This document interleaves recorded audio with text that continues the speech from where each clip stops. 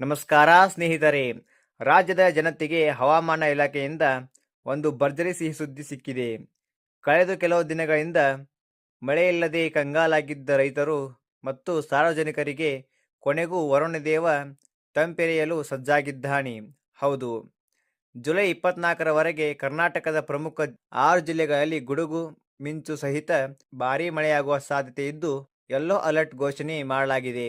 ಮುಂದಿನ 5 ದಿನಗಳ ಕಾಲ ಗಂಟೆಗೆ 60ರಿಂದ 70 ಕಿಲೋಮೀಟರ್ ವೇಗದಲ್ಲಿ ಬಿರುಗಾಳಿ ಬೀಸುವ ಮುನ್ಸೂಚನೆ ಇರುವುದರಿಂದ ಸಾರ್ವಜನಿಕರು, ಶಾಲಾ ಕಾಲೇಜು ವಿದ್ಯಾರ್ಥಿಗಳು ಹಾಗೂ ಜಮೀನಿನಲ್ಲಿ ಕೆಲಸ ಮಾಡುವ ರೈತರು ಅಗತ್ಯ ಮುನ್ನೆಚ್ಚರಿಕೆ ವಹಿಸುವಂತೆ ಅಧಿಕಾರಿಗಳು ಸೂಚಿಸಿದ್ದಾರೆ. ಯಾವ ಜಿಲ್ಲೆಗಳಿಗೆ ಅಲರ್ಟ್ ಇದೆ?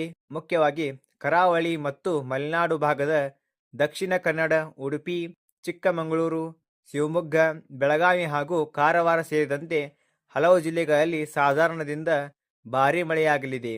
ಇನ್ನು ತಾಪಮಾನದ ಬಗ್ಗೆ ನೋಡುವುದಾದರೆ ರಾಜಧಾನಿ ಬೆಂಗಳೂರಿನಲ್ಲಿ ಮೋಡ ಕವಿದ ವಾತಾವರಣ ಇರಲಿದ್ದು ಗರಿಷ್ಠ 27 ಡಿಗ್ರಿ ಹಾಗೂ ಕನಿಷ್ಠ 21 ಡಿಗ್ರಿ ಸೆಲ್ಸಿಯಸ್ ತಾಪಮಾನ ದಾಖಲಾಗಬಹುದು.